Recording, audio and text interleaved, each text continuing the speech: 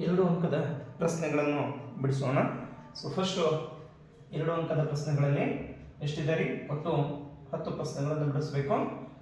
ಹಾಗಾಗಿ 17ನೇ ಪ್ರಶ್ನೆಯಿಂದ ನೋಡಿ, ವಿವೇಚನೆಯ 2 ವಿಧಗಳು ಯಾವುವು ಅಂತ.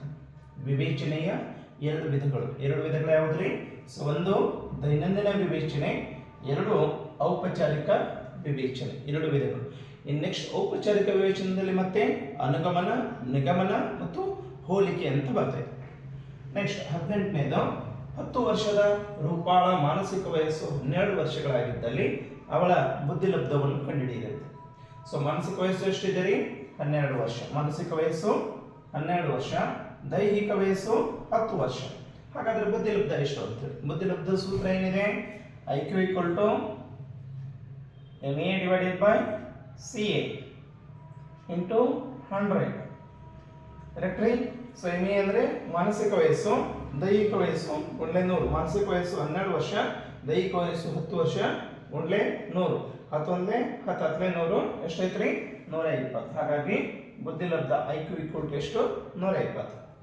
ನೆಕ್ಸ್ಟ್ 19ನೇ ಪ್ರಶ್ನೆ, ಯಾವುದೇ 2 ರಚನಾತಂತ್ರಗಳನ್ನು ಬರೆಯಿರಿ ಅಂತ ಹೇಳಿ. ರಚನಾತಂತ್ರಗಳು ಅಂತಿದೆ. ರಚನಾತಂತ್ರಗಳಲ್ಲಿ ಸೊ ದಮನ ಆಗಿರ್ಬೋದು ಅಥವಾ ಅದಮಿಡುವಿಕೆ ಆಗಿರಬಹುದು. ನೆಕ್ಸ್ಟ್ ಸಾಂಪ್ರದಾಯಿಕ ಮತ್ತು ಸಂಯೋಜನ ಶೈಕ್ಷಣಿಕ ಮಾರ್ಗಗಳ ನಡುವಿನ 2 ವ್ಯತ್ಯಾಸಗಳು. ಸಾಂಪ್ರದಾಯಿಕ ಮಾರ್ಗ ಅಥವಾ ಸಂಯೋಜನ ಶಿಕ್ಷಣ. ಸೊ ಸಾಂಪ್ರದಾಯಿಕದಲ್ಲಿ ಇದು ಕೆಲವರಿಗಾಗಿ ಮಾತ್ರ ಶಿಕ್ಷಣ ಇದೆ, ನಂತರ ಇದು ಜಡತ್ವದಿಂದ ಕೂಡಿದೆ. ಸಂಯೋಜನ ಶಿಕ್ಷಣದಲ್ಲಿ ಇದು ಸರ್ವರಿಗೂ ಶಿಕ್ಷಣ ಮತ್ತು ಇದು ನಮ್ಯತೆಯಿಂದ ಕೂಡಿದೆ ಅಂತ ಹೇಳಿ. ಇನ್ನು 21ನೇ ಪ್ರಶ್ನೆ, ಮಾನಸಿಕ ಸವಾಲುಗಳುಳ್ಳ ಮಕ್ಕಳಿಗೆ ಒದಗಿಸುವ 2 ಶೈಕ್ಷಣಿಕ ಕ್ರಮಗಳನ್ನು ತಿಳಿಸಿ ಅಂತ ಹೇಳಿ. ಏನಿದೆ? ಇಂತಹ ಮಕ್ಕಳಿಗೆ ಯೋಗ್ಯವಾದ ವೈದ್ಯಕೀಯ ಚಿಕಿತ್ಸೆಯನ್ನು ಕೊಡಬೇಕು. ಅಂದ್ರೆ ವೈದ್ಯಕೀಯ ಚಿಕಿತ್ಸೆಯ ನೋಡಿಕೊಳ್ಬೇಕು. ನಂತರ ದೃಶ್ಯ ಶ್ರವಣೋಪಕರಣಗಳನ್ನು ಉಪಯೋಗಿಸಿ ವಿಷಯ ವಸ್ತುವನ್ನು ಸರಳ ಮತ್ತು ಮೂರ್ತಗೊಳಿಸಬೇಕು ಅಂತ ಹೇಳಿ. ಅಂದ್ರೆ ಶೈಕ್ಷಣಿಕ ಒದಗಿಸುವಂತಹ ಶೈಕ್ಷಣಿಕ ಕ್ರಮಗಳು. ನೆಕ್ಸ್ಟ್ 22ನೇ, ವಿಶ್ವ ಆರೋಗ್ಯ ಸಂಸ್ಥೆ ಸೂಚಿಸಿರುವ 2 ಜೀವನ ಕೌಶಲ್ಯಗಳನ್ನು ತಿಳಿಸಿ ಅಂತೇಳಿ. ಯಾವ್ದ್ರಿ? ವಿಶ್ವ ಆರೋಗ್ಯ ಸಂಸ್ಥೆಯವರು WHO ಅಂತ ಹೇಳಿ ಕರಿತೀವಿ. ಅವರು ಒಟ್ಟು 10 ಜೀವನ ಕೌಶಲ್ಯಗಳನ್ನು ತಿಳಿಸಿದ್ದಾರೆ. ಅದರಲ್ಲಿ ಯಾವುದಾದ್ರೂ 2 ತಿಳಿಸಿ ಅಂತಂದರೆ, ಹಾಗಾಗಿ ಸೃಜನಾತ್ಮಕ ಚಿಂತನೆ ಆಗಿರ್ಬೋದು ಅಥವಾ ವಿಮರ್ಶಾತ್ಮಕ ಚಿಂತನೆ ಆಗಿರ್ಬೋದು, ಸಮಸ್ಯೆ ಪರಿಹಾರ ಅಂತ ಆಗಿರ್ಬೋದು, ತೀರ್ಮಾನ ಕೈಗೊಳ್ಳುವಿಕೆ ಅಂತ ಆಗಿರ್ಬೋದು, ಅನುಭೂತಿ ಅಂತ ಆಗಿರ್ಬೋದು, ಹೀಗೆ ಒಟ್ಟು 10 ಯಾವುದ್ರಿ ಜೀವನ ಕೌಶಲ್ಯಗಳು ಇದಾವೆ. ನೆಕ್ಸ್ಟು 23ನೇದು, ಗುಣಮಟ್ಟದ ಯಾವುದಾದ್ರೂ 2 ಪ್ರಮುಖ ಅಂಶಗಳು ಅಂತ ಕರಿತೀವಿ. ಗುಣಮಟ್ಟದ 2 ಅಂಶಗಳು ಸೊ ಭರವಸೆ ಆಗಿರ್ಬೋದು, ಹೊಣೆಗಾರಿಕೆ ಆಗಿರ್ಬೋದು ಅಥವಾ ಲಭ್ಯತೆ ಆಗಿರ್ಬೋದು. ಹೀಗಾಗಿ ಗುಣಮಟ್ಟದ 2 ಪ್ರಮುಖ ಅಂಶಗಳು ಅಂತೇಳಿ. ನಂತರ 24 ಮತ್ತು 25ನೇದು ಸೊ ಕಂಟಿನ್ಯೂ ಮಾಡೋಣ ಅಂತ ಬರ್ಬೋದು.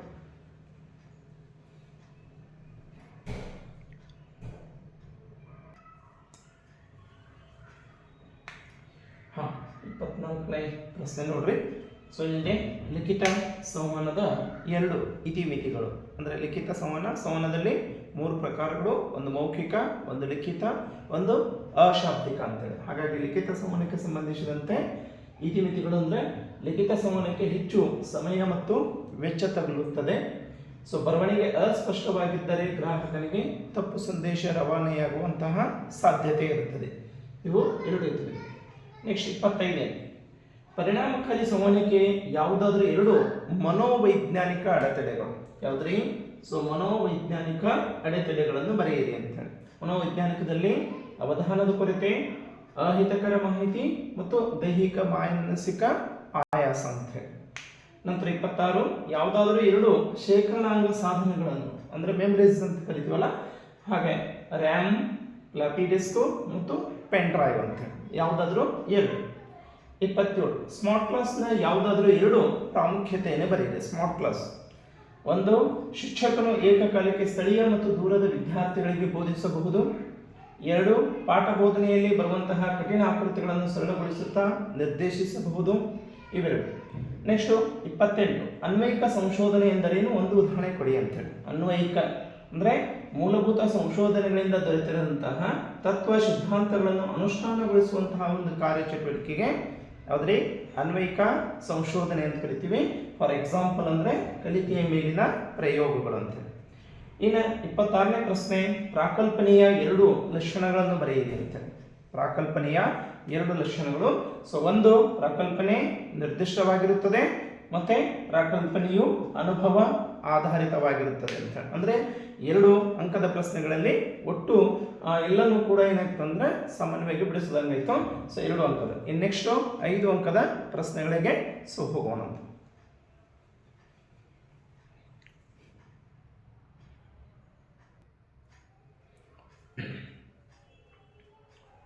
ಸೊ ನೆಕ್ಸ್ಟು 5 ಅಂಕದ ಪ್ರಶ್ನೆಗಳನ್ನು ನೋಡೋಣ.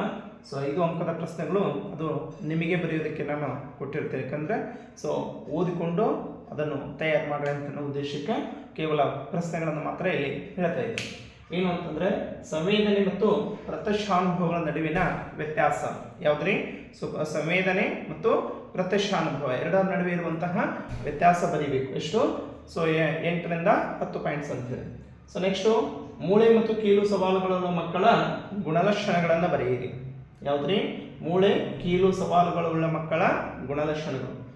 ನೆಕ್ಸ್ಟು 32ನೇದು, ಮಹಿಳೆಯರನ್ನು ಸಬಲೀಕರಣಗೊಳಿಸಲು ಕೈಗೊಳ್ಳಬಹುದಾದಂತಹ ಕಾರ್ಯತಂತ್ರಗಳನ್ನು ವಿವರಿಸಿ ಅಂತೇಳಿ. ಅಂದರೆ ಮಹಿಳಾ ಸಬಲೀಕರಣಕ್ಕೆ ಸಂಬಂಧಿಸಿದಂತಹ ಕೈಗೊಳ್ಳಬಹುದಾದಂತಹ ಕಾರ್ಯತಂತ್ರಗಳು. 33, ಶಿಕ್ಷಣದ ಮೇಲೆ ಜಾಗತೀಕರಣದ ನಕಾರಾತ್ಮಕ ಪರಿಣಾಮಗಳು. ಇಲ್ಲಿ ನಕಾರಾತ್ಮಕ ಬರ್ಬೋದು, ಇನ್ನೊಂದು ಬಂದರೆ ಸಕಾರಾತ್ಮಕ. ಒಂದು ನಕಾರಾತ್ಮಕ, ಒಂದು ಸಕಾರಾತ್ಮಕ ಪರಿಣಾಮಗಳು ಬಂದೇ ಬರ್ತದೆ. ನಂತರ ನಿರ್ವಹಣೆಯ ಯಾವುದಾದ್ರೂ 5 ಗುಣಲಕ್ಷಣಗಳನ್ನು ವಿವರಿಸಿ ಅಂತಾರೆ. ಯಾವುದೇ ನಿರ್ವಹಣೆಯ 5 ಗುಣಲಕ್ಷಣಗಳನ್ನು ಬರೆಯಿರಿ ಅಂತೇಳಿ. ಇನ್ನು ಡೆಮಿಂಗ್ ರವರ ಸಂಪೂರ್ಣ ಗುಣಮಟ್ಟ ನಿರ್ವಹಣೆಯ ಪ್ರಕ್ರಿಯೆಯನ್ನು, ಡೆಮಿಂಗ್ ರವರ ಸಂಪೂರ್ಣ ಗುಣಮಟ್ಟ ನಿರ್ವಹಣೆಯ ಯಾವುದ್ರಿ ಆ ಪ್ರಕ್ರಿಯೆಯನ್ನು ಚಿತ್ರ ಸಮೇತ ಅಂತ ಕರಿತೀವಿ. ಏನ್ರಿ? ಪ್ಲಾನು, ಡೂ, ಆ್ಯಕ್ಟು, ಏನದಿಲ್ಲ PDCS ಅಂತೇಳಿ ಕರಿತೀವಲ್ಲ, ಆ ಚಿತ್ರವನ್ನು ಹಾಕಿ ಬರೀಬೇಕು. ನಂತರ ಸಂವಹನದ ಪ್ರಕ್ರಿಯೆ ಏನು? ಸಂವಹನದ ಪ್ರಕ್ರಿಯೆ ಪ್ರೇಷಕ, ಮಾಹಿತಿ, ಮಾಧ್ಯಮ ಮತ್ತು ಗ್ರಾಹಕ, ಹಿಮಾಯಿತಿ. ಈ ಚಿತ್ರದಕ್ಕೆ ಸಂಬಂಧಿಸಿದಂಥ ಧಾರಾ ಚಿತ್ರದೊಂದಿಗೆ ಏನು ಮಾಡಬೇಕು? ಸೊ ವಿವರಣೆ ಮಾಡಬೇಕು. ನಂತರ 37 ಇಲ್ಲಿ ಬರೀಬೇಕಾಗಿತ್ತು, ನೆನಪಾರಿ ಇಲ್ಲಿ ಬರೆದಿದ್ದೀನಿ. ಸೊ 37ನೇದು ಇಮೇಲಿನ ಪ್ರಾಮುಖ್ಯತೆ. ಇಮೇಲ್ ಅಂತೇಳಿ ಎಲೆಕ್ಟ್ರಾನಿಕ್ ಮೇಲ್ ಅಂತ ಕರಿತೀವಿ, ಅದರ ಪ್ರಾಮುಖ್ಯತೆಯನ್ನು ತಿಳಿಸಿ ಅಂತೇಳಿ. ನಂತರ 38ನೇದು ಕಂಪಲ್ಸರಿ ಆಗಿರುವಂತಹ ಒಂದು ಕ್ವಶನ್ಸ್ ಅಂತಂದರೆ 10ನೇ ಚಾಪ್ಟರ್ದಲ್ಲಿ ಇರೋದು ಏನಂತಂದರೆ ಒಂದು ಬಾರ್ ಗ್ರಾಫ್ ಅಂತ ಕರಿತೀವಿ. ಅಂದರೆ ಗ್ರಾಫ್ಗೆ ಸಂಬಂಧಿಸಿದಂಥ ಕಂಬನಕ್ಷೆಯನ್ನು ರಚನೆ ಮಾಡುತ್ತೇವೆ.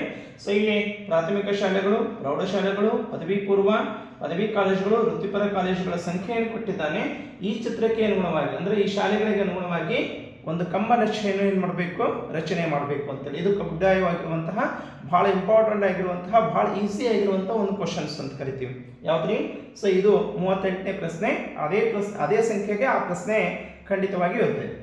ಇನ್ನು 10 ಅಂಕದ ಪ್ರಶ್ನೆಗಳನ್ನು ನೋಡೋಣ. 10 ಅಂಕದಲ್ಲಿ ಎಷ್ಟು ಇರ್ತಾವ್ರಿ? 3 ಕ್ವಶನ್ಸ್ ಇರ್ತಾವ.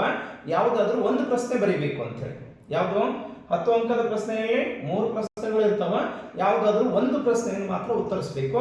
ಈ 10 ಅಂಕ ಬರೋಂಥ ಪ್ರಶ್ನೆಗಳು 2ನೇ ಚಾಪ್ಟರ್, 3ನೇ ಚಾಪ್ಟರ್ ಬಿಟ್ಟರೆ 10ನೇ ಚಾಪ್ಟರ್. ಯಾವುದ್ರಿ?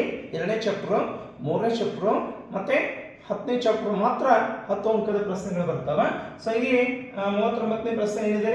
ಬುದ್ಧಿಶಕ್ತಿ ಪರೀಕ್ಷೆಗಳ ವಿಧಗಳನ್ನು ಉದಾಹರಣೆಯೊಂದಿಗೆ ವಿವರಿಸಿ ಅಂತೇಳಿ. ಯಾವುದು? ಬುದ್ಧಿಶಕ್ತಿ ಪರೀಕ್ಷೆಗಳನ್ನು ಉದಾಹರಣೆಗಳೊಂದಿಗೆ ವಿವರಿಸಿ ಅಂತೇಳಿ. ನಂತರ ಅಸಮಾಯೋಜನೆಗೆ ಕಾರಣಗಳನ್ನು ವಿವರಿಸಿ ಅಂತೇಳಿ. ನಂತರ 41ನೇದು ಒಂದು ಲೆಕ್ಕ ಅಂತ ಕರಿತೀವಿ. ಯಾವುದು? ಸರಾಸರಿ, ಮಧ್ಯಾಂಕ ಮತ್ತು ಬಹುಲಕ ಕಂಡುಹಿಡಿಯೋದು. ಸೊ ಇದು ಬಹಳ ಈಸಿ ಆಗಿರುವಂಥದ್ದು ಮತ್ತು ಸ್ಕೋರ್ ಆಗಿರುವಂತಹ ಒಂದು ಸಬ್ಜೆಕ್ಟ್ದಲ್ಲಿ ಈ ಲೆಕ್ಕ ಬಿಡಿಸಿದವರಿಗೆ ಟೈಮು ಕೂಡ ಏನಾಗ್ತಂದ್ರೆ ಬಹಳಷ್ಟು ಉಳಿತೈತೆ. ನೇರವಾದಂತಹ ಅಂಕಗಳು ಎಲ್ಲಿ ಕಳೆದುಕೊಳ್ಳೋದಕ್ಕೆ ಸಾಧ್ಯ ಆಗಲ್ಲ. ಹಾಗಾಗಿ ಇಲ್ಲಿ ಈ ಲೆಕ್ಕಕ್ಕೆ ಸಂಬಂಧಿಸಿದಂಥ ಸರಾಸರಿ, ಮಧ್ಯಾಂಕ ಮತ್ತು ಬಹುಲಕವನ್ನು. ಸೊ ಹಾಗಾದರೆ ಈ ಯಾವುದೇ ಸರಾಸರಿ, ಮಧ್ಯಾಂಕ ಮತ್ತು ಬಹುಲಕದ ಲೆಕ್ಕವನ್ನು ಏನು ಮಾಡೋಣ? ಸೊ ಈ ಸದ್ದ ಬಿಡಿಸೋಣ ಅಂತ. ಸರಿನಾ?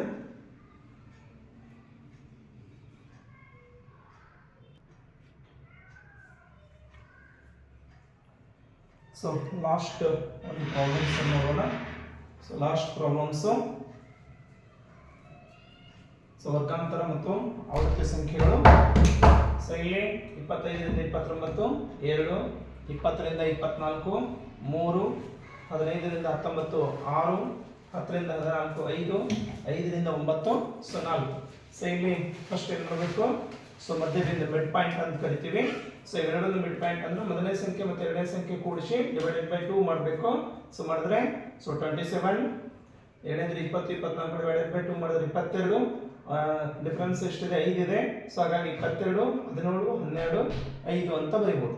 So next F of X ಅಂದ್ರೆ ಸೊ ಇದು ಗುಣಾಕಾರ ಮಾಡಬೇಕು. 27 ಎರಡಲೇ 54, 22 ಮೂರಲೇ 66, 17 ಆರಲೇ 102, 12 ಐದಲೇ 60, 7 ನಾಲ್ಕಲೇ ಸೊ 28. ಸೊ ಇದಿಷ್ಟು ಕೂಡಿಸಿದ್ರೆ ಸೊ 315. ಸೊ ಸಿ ಎಫ್ ಏನು ಮಾಡಬೇಕಂದ್ರೆ ವರ್ಗಾಂತರ ಯಾವ ಕಡೆಯಿಂದ ಪ್ರಾರಂಭ ಆಗಿದೆ ಅಂತ ನೋಡಿಕೊಂಡು ಫಸ್ಟ್ ಸಂಖ್ಯೆ ಹಾಗೆ ಇಟ್ಕೊಂಡು ಮುಂದಿನ ಆವೃತ್ತಿ ಸಂಖ್ಯೆಗಳನ್ನು ಕೂಡಿಸ್ಬೇಕು. ಸೊ 4 4 ಹಾಗೆ ಇಟ್ಕೊಂಡು 4 5 ಕೂಡಿಸಿದ್ರೆ 9, 9 ಕೂಡಿಸಿದ್ರೆ 15, 15 3 ಕೂಡಿಸಿದ್ರೆ 18, 18 ಕೂಡಿಸಿದ್ರೆ ಸೊ 20. ಇನ್ನು ಸರಾಸರಿದು ಸೂತ್ರ ಏನಿದೆ ಅಂತಂದ್ರೆ sigma F of X divided by N ಅಂತ ಕರಿತೀವಿ. Sigma F of X equal to ಎಷ್ಟಾದ್ರೆ 310 divided by 20. So 0 0 get cancel ಮಾಡಿದ್ರೆ ಸೊ 31 ಅಂದ್ರೆ 15.5 ಸರಾಸರಿ. ಇನ್ನು ಮಧ್ಯಾಂಕ ಎಷ್ಟಿದೆ ಅಂತಂದ್ರೆ ಸೂತ್ರ ಇದೆ L plus L by 2 minus C F divided by F M into I ಅಂತೇಳಿ. ಸೊ ಇಲ್ಲಿ L ಅಂತಂದ್ರೆ ಸೊ ಅತಿ ಹೆಚ್ಚು ಆವೃತ್ತಿ ಸಂಖ್ಯೆ ಆಗಿದಂಥದ್ದು. ಸೊ ಆರ್ ಅಂತ ಅದನ್ನು ಏನು ಮಾಡ್ತೀವಿ, ಸೊ ಮಾರ್ಕ್ ಮಾಡಿ.